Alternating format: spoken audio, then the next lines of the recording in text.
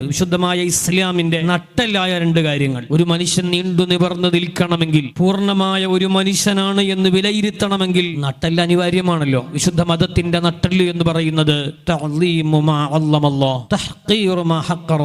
രണ്ട് കാര്യമാണ്. ഒന്ന്, അള്ളാഹു ആദരിച്ചതിനെ ആദരിക്കുക, അള്ളാഹു നിന്ദിച്ചതിനെ നിന്ദിക്കുക. ഇത് വിശുദ്ധമായ ഇസ്ലാമിൽ ഏറെ പ്രാധാന്യമുള്ള ഒരു കാര്യമാണ്. അള്ളാഹു ആദരിച്ചതിനെ ആദരിക്കാനുള്ളൊരു മനോഭാവം നമ്മിലുണ്ടെങ്കിൽ ഖൽബിൽ ഈമാൻ ഉണ്ട് എന്നതിന്റെ അടയാളമാണ്. അള്ളാഹു ആദരിച്ചതിനെ, അള്ളാഹു ബഹുമാനിച്ചതിനെ, അള്ളാഹു വില കൽപ്പിച്ചതിനെ വില കൽപ്പിക്കാൻ നീ തയ്യാറാണെങ്കിൽ